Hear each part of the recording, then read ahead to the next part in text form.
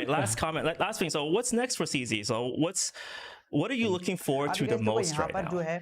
Green colour का symbol आ रहा है, इसका मतलब ये है कि आपका जो इंटरनेट कनेक्शन है बहुत ही सही है और लाइव स्ट्रीमिंग में कोई दिक्कत वगैरह नहीं हो रही है। So I view अगर myself as being in a very lucky position doing blue what I colour really का सिंबल है enjoy तो मतलब doing, कि which is स्ट्रीमिंग थोड़ी हल्की हो गई है in और my view, क्वालिटी which इसकी is गिर चुकी है। और अगर promoting the red colour freedom का of यहाँ पर money. सिंबल आ रहा है तो मतलब So I think streaming there's बंद हो not a चुकी lot है of और इंटरनेट other कनेक्शन बहुत choices ही ज्यादा or बेकार है। ideas तो or अभी मेरा internet opportunities that connection can be बहुत ही more सही है, meaningful इसलिए यहाँ to पर me ग्रीन कलर का personally. सिग्नल आ रहा है। So और यहाँ for पर me, एक I चीज और wake याद up, रख लेना I feel energized, I कि don't यहाँ feel पर आप लोगों stressed, के लिए I'm not MIC mic tired, और ऑक्स I इसको don't आपको feel बंद like करके I'm रखना है। ये working. आपका I just ओपन feel होगा, like इसको इस this is तरीके what से I want बंद to do. करना है। और जो So डेस्कटॉप ऑडियो है इसको and भी when आपको I'm tired, I और एक चीज rest. और याद When रख लेना, और अगर रेड when I'm कलर का यहाँ पर sleepy, I सिंबल आ रहा sleep. है तो मतलब So स्ट्रीमिंग बंद हो चुकी है और I'm not internet stressed connection out. बहुत ही ज्यादा So बेकार है। तो अभी yeah, मेरा I mean, internet I thought connection बहुत ही about सही है, various इसलिए यहाँ पर different green things colour I का could सिग्नल आ do, रहा है। but और nothing's यहाँ more पर एक चीज और interesting याद than रख what I'm लेना doing already. कि So यहाँ I पर think I'm आप लोगों in a के very लिए fortunate MIC position. मिक और Right ऑक्स now, इसको I just आपको want बंद the team करके to रखना be है। ये आपका more ओपन होगा, इसको इस तरीके से बंद करना है। independent. So I want all the Binance teams to be more independent of me. And so this way the Binance organization can run without me interfering, without me getting required. So I think that's the next step I want Binance to achieve. And I will always spend 100% of my time contributing to whatever I can, but I want those to be optional. I want like I want to be able to contribute, but I don't want Binance to depend on me. So that's kind of the next challenge for Binance and myself for Binance as an organization and for myself as a person. Got it. I think that's a very, very strong comment. I think that's when you take the next level and just, be the visionary, be a full leader. And I'm glad to see that you got a lot more rest and this is looking really great. So I think I'm going to wrap up this video. Guys, thank you so much for the comments. I'm really glad that CZ took every single question. That was just really great. And I hope to have you on board. If you guys want to find CZ, I'm sure you can find him on Twitter. He has one of the biggest followings. And I don't know how you like tweet more than I do, but I fully respect that and have that transparency going forward. Are there any platforms you want people to check out right now? Any thing you want people to check out? Not really. I think most people probably follow Binance in some way, and then we'll continue to build products. Hopefully, people like. Nice, awesome. So guys, thank you guys so much for watching this video. Thank you, CZ, so much for coming on, and we'll see you guys next time. See you guys later. Thank you for having me. Stays live on my one, and I'm just making sure that the connection is good. So guys, welcome back to another very special episode of Box Mining. Today we have a man that needs no introduction himself. He's Tampong Zhao from Binance. He's also known as CZ. And obviously, a lot has been happening recently on the cryptocurrency markets, and we wanted to get an update on what's happening with Binance, one of the biggest exchanges around, and also get a feel of what CZ himself is doing. So CZ, welcome to the channel. Yeah, Michael, thanks for having me. It's been a while. Good to see you again. Great to see you. Yeah, I mean, Stu, what's happening? I think a lot is happening in Binance and also in the industry now. So we see Bitcoin coming back to 12K, testing the resistance a few times. Binance has been doing a lot. The team has grown to about 1,500 people. So that's a large team. For us, it feels like a very large team. So there's a lot of stuff going on. And there's a lot of stuff going on that I don't even know about. The team is fairly autonomous and they just do stuff. Michael, we added 16 derivatives contracts in July alone. So this is and we have 43 futures contracts in total, and eight leverage tokens. So that's so we're growing on the future side very quickly, and the futures trading volume has grown from $80 billion to 109 billion in July. So that's like a 25% growth in 1 month. And we also hit our all-time high for like 13 billion trading volume in July. So all of those things are pretty big. There's a lot of stuff going on. We are shipping out the Binance card, which allows people to spend the crypto on Binance directly. So that's going on. That's already live with selected users in Europe. We launched Binance Australia. So now people in Australia can deposit to Binance using a bank account directly. So there's a lot of other stuff going on, but I will not bore everyone with it. That sounds a lot. So Binance cards, Binance futures, massive growth there. And so you talked a little bit about volumes right now. So do you see a spike and an increase in trading volumes, both on futures and on a Binance exchange as well? Yes. So I think Now we're not seeing a spike, but we're seeing steady growth. So typically the spike volumes are on the like sharp drops. So typically the market grows slowly and then a sharp drop. When during the sharp drop, those will be mass volumes. But when it grows, it typically grows a little bit slower. But we're seeing way more volume than before. Got it. So trading volume wise, we hit the record again for 17 billion in one day in July, and I think the previous one was in January 2018. So we have surpassed that level already. All right. So a question is, how about new signups? Is this coming from older users or is it coming from new people coming into the space? To be honest, there's a little bit of both. When Bitcoin price moves very quickly, we do see some old accounts being reactivated. So the accounts that haven't traded for a long time, they will come back. But also at the same time, the new user registrations are quite high. So we are seeing the new user registrations picking up definitely over especially compared to the last 2 years. Things are definitely picking up very quickly. Got it. So it's kind of combination of both. That's great to hear that, because obviously I'm looking for that organic growth, more people coming into the space and more people getting interested. Obviously, one of the biggest topics right now is decentralized finance. And, I've seen you guys listing more and more coins. What's kind of your current view on DeFi overall? I think DeFi is a really innovative space.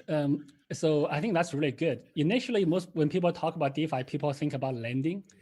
So okay, you can lend your coins to something, but now you can lend the coins to provide liquidity, and then when the liquidity is good, people trade more and trade more easily. So I think automatic market makers are a real interesting invention. They're very simple in concept, but they actually work, or they work for specific pairs. And I think now, so I think that aspect of it will stay. So I think those are very good innovations. And at the same time, I want to say most projects in the DeFi space will fail. It does not mean DeFi is not good. It's just that only a few will succeed. The few that succeeds will succeed wildly. So, but when you're investing in the DeFi space, do be very careful. It's a new field.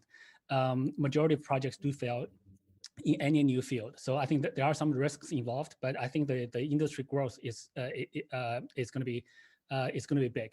So I quite like. We are very supportive of DeFi, and we're doing a number of initiatives in this area. Do you think also, I think that's a very good answer. Like, some will succeed very well, and then some will obviously fail. I think that's a very, very good answer. But at the same time, I feel like there's a lot of, say, like these governance tokens, a lot of very fast value creation. Do you think we're going too fast, too furious here? I will have to agree. I think, look, market always overreact. And I think the automatic market makers lending out coins to provide liquidity and getting a cut of the transaction fees, etc. Those things make sense. Having a token in there as additional incentive is okay, but when there's competition, everyone wants to give higher reward. So now they want to give 10%, 20%, 50%, 200% annualized returns. Those things don't last. So we're kind of back into a little bit of the transaction mining kind of, there's a lot of properties similar to that. So I would advise people be very careful with those kind of things. So the external rewards by issuing a new token depends very heavily on the token price, etc. And when there's a large number of new tokens flooding into the market, the price will necessarily drop. So those things generally don't last that long. It's good when it's last, but do know the risks. Exactly. But I do think that lending, getting an interest for providing liquidity and getting a cut of the commission fees, those models work, and those models typically, I think, will last. And we're actually thinking about, well, actually not thinking, we actually will copy probably some of those models. All right. So you're talking about these models that work, and obviously we saw some decentralized exchanges popping up. Do you see decentralized exchanges challenging that centralized finance space? I think for us, it doesn't challenge it. The industry is so small. The more platforms we can get working, the more users we can drag into the space or like invite into the space, the better. DeFi and CeFi users are fundamentally quite different, even for today. So if you look at the DeFi, the volume's increasing, their assets staked are increasing, but the number of users are still low. It's because basically fundamentally, for a user to use DeFi, they still have to be able to hold their own private key secure. And the majority of people can't do that today. So I think DeFi is a very interesting innovation, and it works by revitalizing a lot of the sort of technically capable OGs, early adopters, to be more active and providing more liquidity. I think that's good. And will it take away some business from centralized exchanges? Right now, most of the trading are really done on smaller coins that we wouldn't list. It's too early stage for us to list anyway, and also on stable coins. And stable coin trading volume wasn't big on C5 before. So stable coin trading volume on DeFi is big, but that didn't take away our market share. So, but I'm very supportive for DeFi. DeFi is just so much, running a DEX is so much better. Well, not running, like building a DEX is so much better than running a centralized exchange. I saw you list Serum yesterday. What's your take on that? Look, we're supportive of other players in the space. So many other players view Binance as competition. I think they do not have the infinite mindset. They have a very narrow mindset. But we adopt, like, look, if there are other exchange tokens, there are other decentralized exchanges, we support it. We want the industry to get bigger. We have what we call a infinite mindset, as described by Simon Sinek's book. So we support other exchanges. We support DeFi. We want the industry to be bigger. So yeah, we don't view anybody else as competition, but some people do view us as competition, but that's really their view. We can't really do anything about it. I think that's very well said. We have a comment from Sam DJ says, CZ, DeFi is eating your lunch. And I think, you responded very well saying it's not our lunch, it's we grow together. And I think that's really great. So I have a question about listing coins for DeFi. Recently, you've been listing a lot more coins. I saw Wi-Fi being listed. I saw Balancer being listed, all these new DeFi projects. What's your criteria now for listing new coins for Binance right now? So our criteria is really always the same. It's number of users. So basically, if a coin has a large number of users, and we list it. If users want it, we list it. If only a small number of users wants it, then it's kind of hard for us to list because it may be just a few whales that wants to dump their holdings. Right, that's very bluntly said. Well, it is the truth sometimes. I mean, it's not always the case, but there's always a different degrees of that being true or not. So it's not always black and white. But look, if a coin has a large number of users, then we list it. And some of the DeFi coins are very hot. They're very sought after. Look, if you have a coin that's popular and everyone's chasing it, the exchange has no choice but to list it. So it's not like we decide what to list. We follow our users. So that's it, guys. So if you guys want a coin listed, just keep shouting at CZ. I think that's the way to do it, to prove that there is real volume, and that's the way to do it. Awesome. So do you get people shouting at you every day to ask you about these listings as well? I mean, I'm sure, it's crazy, right? Yeah, I mean, every single tweet, people like comment like list this, list that, but I'm pretty immune to it now, so I just tune that out. So people, you have to show dedication. You have to show maybe pictures and memes. Maybe you'll catch CZ's attention. It's not that. It's really just like, instead of shilling to me or shouting to me, they should just be working on the community and getting more users into that community. And there's a number of different ways we look at the user base, like the community size, the Twitter following, number of addresses, etc. So if we feel that there's genuinely high number of users, we list it. So like shilling to me on Twitter doesn't do anything. I actually don't get involved in listing. I don't even know. I usually find out after we list a coin. So. Yeah, so most of the time the team just goes ahead and lists it. Sometimes they're polite enough to tell me beforehand. Most of the time I just find out on Twitter because we list so many coins now. I think last week we listed 5 or 6 coins, and in one day we listed 2 coins. So I can't really get involved in that. Yeah. Nice. That's crazy. And I feel like that listing process has drastically improved over the past few months. I think just because of the activity. Is that mostly because of new activity or demand? Yeah, I think to be honest, so in the winter, in the crypto winter, it's harder to list coins. When you list, they don't really go up. There's not a lot of activity. Right now, there are more projects who are being more active. The community is more active. The user base is more active. The trading volume is there. Is quite a bit easier to list coins now. So yeah, so I think that we have ramped up speed on listing accordingly, pretty much based on the temperature of the market. Got it. And it's hot. So, okay, next up, I have Binance Smart Chain. So a lot of people have been talking about developing on Binance Smart Chain. What do you think is like, what is the role of Binance Smart Chain? Just tell me a little bit about it first, and I guess I'll ask you some deeper questions. Sure. When Binance Chain started, it's meant to be a single purpose, high performance DEX. So it's on-chain order matching. It's very fast. You can handle like 100,000 orders per second. And it's 1 second block confirmations, one confirmation is final. But because of that performance, we took out the smart contract capabilities. And that's the most requested feature from our community for Binance Chain. So now we're releasing a parallel chain using a Binance coin, BNB is still the native coin on both chains. And the supply is limited. And on the Binance Smart Chain, the key features is it just supports smart contracts. And it's Ethereum compatible smart contracts. So it supports Solidity. It's a EVM compatible, Ethereum virtual machine compatible. So if you have a smart contract that runs on Ethereum, it will work on Binance Smart Chain. So all the DeFi contracts, all the other stuff, you can port them over directly. So, so again, it's meant to be a very easy way for people to deploy a smart contract on Binance Chain. There's no additional learning curve, and it's relatively it's lower performance than the native Binance Chain, but it still should be higher performance than Ethereum, at least 1.0.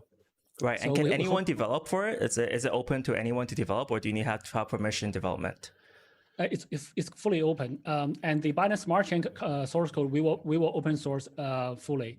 So all of that is a fully open platform, and there's also we're also designing a staking mechanism that will go in there for BNB. So yeah, so both of those things are happening. Nice. And so it should go out end of August, early September-ish, like the mainnet. Oh, wow. Nice. I was looking forward to it. I think that's one of the things I feel like, we need a whole, I think Ethereum is clogging up, but at the same time, we need like more and more different alternatives. And it's interesting to see the whole dynamic fitting in. Just a question about your DEX as well. So in terms of usage and volume, do you see a potential increase for more usage for the DEX, or do you think central, like the Binance.com side will be a bigger kind of push for you guys in the near future? So I think we go by user numbers. So we don't really decide. We just say what the users wants to use and push it. So today, I think the majority of users still choose a centralized exchange because it's much easier to deal with the email and password and have customer support than saying, look, do your own backup of your private keys. If you lose it, then you're screwed. So, but I do think in the longer future, if we can make the secure backup of seeds easier and usable for everyday users, then I do think that the DEX is going to be the future. So we will continue to invest in the DEX Binance Chain development, and we will also fund multiple external projects. We will invest in other projects. We will help other projects. We'll list other people's coins. So I think in the longer future belongs to DEX. But right now, CEX, centralized exchanges, are more popular by user numbers. And we just want to provide products that people use. Got it. Okay, so right now I actually heard quite a few things that you're being developed, and actually you're also investing in a lot of projects as well. So what's your kind of criteria? What's like if Binance you are investing, you have labs that are launched and have Launchpad. What are you looking for projects, in new projects to invest in? It's pretty much I think our philosophy is we don't look for quick returns, but we look for people who are building the industry. So anything that can improve the industry, like infrastructure projects, better blockchains, better wallets, better e-commerce platforms, better gaming platforms, anything that increases adoption. And we typically take a much longer longer view. So we're not really looking for, we don't have a fund that closes in 5 years or 8 years. We have to have a return in 8 years. So we don't have that kind of structure. We are very self-sustained. So we just want so for us, the biggest advantage that Binance can get is when the industry gets bigger. So we're kind of always, so I think today, I've said this a few times, today, like probably only 0.1% of the people in the world has crypto. So we're really 1 in 1,000 people. If we can increase that to 1%, we will grow, the industry will grow 10x, and Binance will benefit from that. Instead of competing like for market share within that 0.1%, we can increase from 0.01% to 0.012. That doesn't make any difference. Whereas if the industry goes from 0.1% to 1% or to 10%, we will increase 100-fold. So that's our goal, that's our focus, which is to grow the industry. So we invest in a lot of we invest in a lot of like sort of moonshots that we think could potentially sort of grow the industry. So we take a much higher risk, much longer term approach to investing. Nice. So you're also talking about growing, right? So we have actually quite a very small percentage of people who really do come into crypto. You said 0.1%. What do you think would be the easiest low-hanging fruit to get more and more people into crypto? Just get that 1%, 10%. What would you think is the easiest way to get people there? It's really, that's the $1 billion question. So until it happens, it's really hard to predict. I mean, basically, if in 2016, if you ask me what's going to be the next, if you ask me that question, I would not have said ICOs. And in 2019, if you ask me that question, I would not have said DeFi or stablecoin trading. Like, dude, come on, stablecoin trading, give me a break. It's stablecoin, right? But people love it. Yeah, but stablecoin trading is maybe the trigger of this bull run, right? So yeah, so there's some really unexpected things. It could be gaming, it could be e-commerce, it could be a bunch of things. So I'm not very good at predicting the future or seeing like something that other people don't see. What I want our team to do well is reacting quickly. So when there's already a little trend, we want to react quickly and then catch on to the trend and help grow that trend. So it's not so much about predicting, but sort of realizing once it's happening. Oh, that's such a very interesting thought. So you're taking, you're very, very observant. So keep your ears close to the ground. And if you hear that rumble, you just spring on board and jump onto it. That's very interesting. So recently I saw you listing Sandbox on your IEO platform. What do you think of this whole gaming idea? So, I mean, gaming is a really obvious use case for crypto. I mean, number one is the user demographic overlaps very significantly. They're all young males, typically, and the demographic is internationally dispersed. The same game are usually played by guys all around the world. So it's very expensive to establish multiple payment channels around the different parts of the world, distribution, all of those things. I think those things are big cost for the game developers. Whereas today you can release the game and just let people pay in crypto. On top of that, there is also in-game assets. So you can most games have points, virtual or other assets. That's primed for blockchain tokens, right? So so I think that's a huge market. I'm just surprised that no one has really that hasn't happened.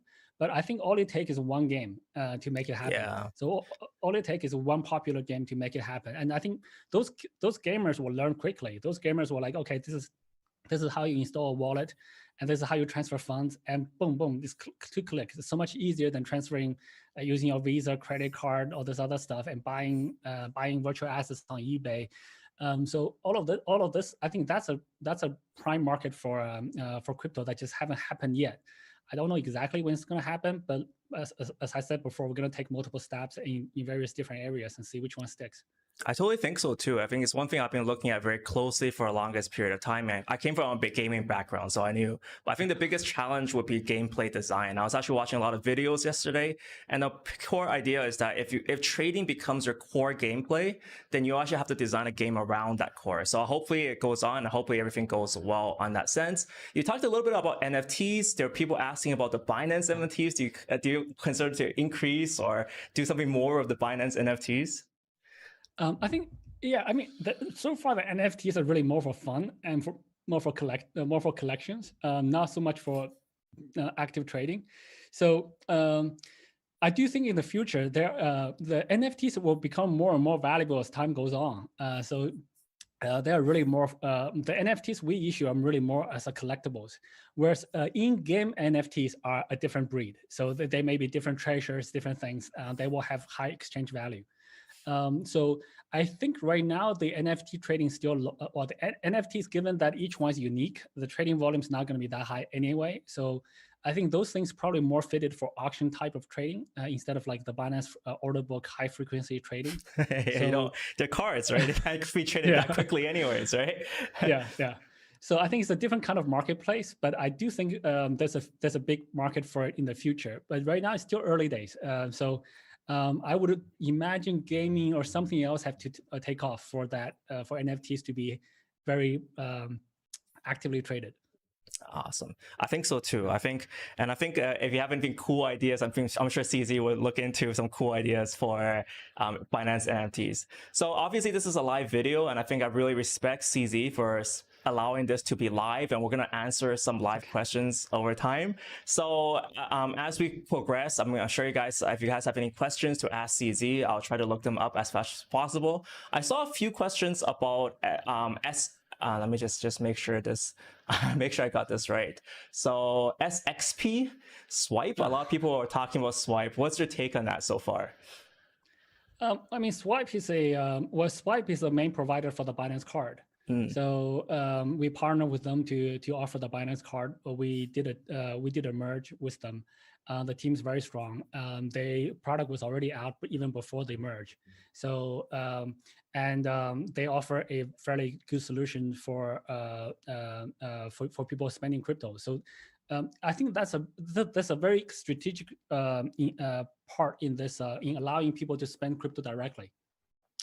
It actually eliminates the need for people to think about selling crypto into a stable coin, transfer the stable coin to somewhere, convert it into cash, convert it into fiat, and transfer into a bank account to pay for credit card.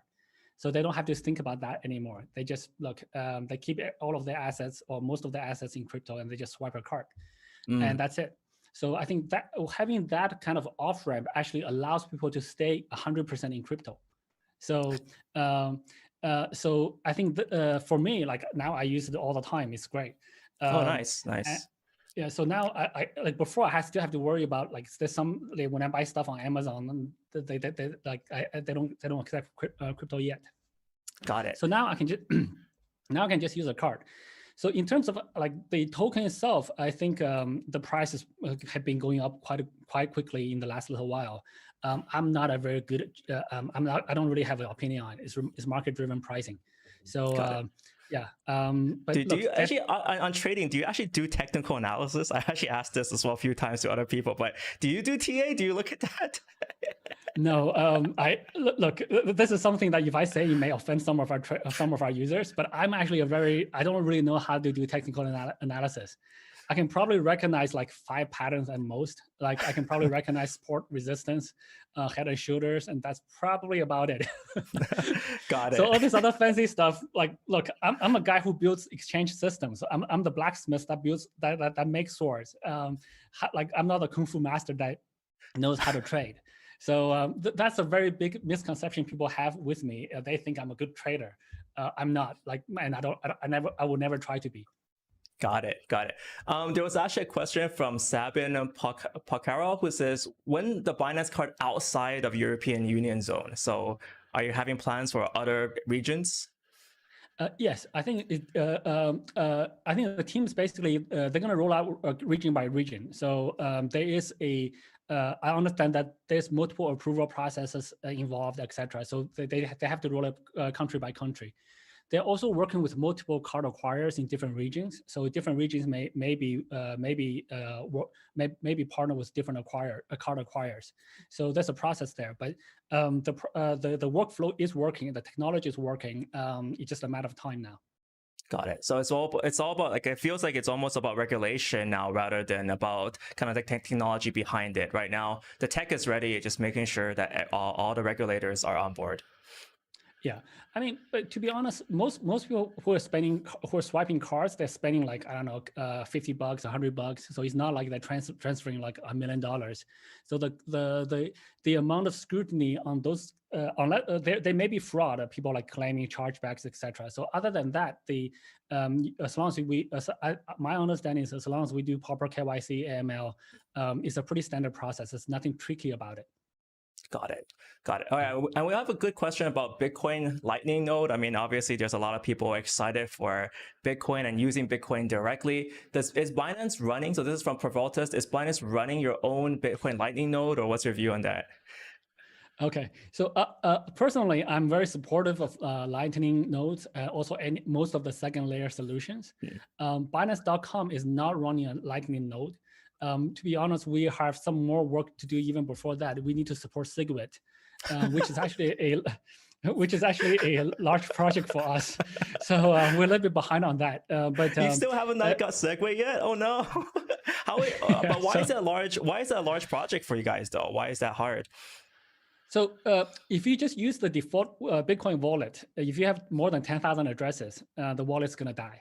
So that the wallet doesn't work. If you have 100,000 addresses in the wallet, like you'll take forever to send one transaction, and all the transactions will be stuck. So the Bitcoin wallet itself is not very high performance. Just generating addresses take time. So we built a lot of infrastructure to just sort of deal with the Bitcoin large number of addresses, tens of millions of addresses,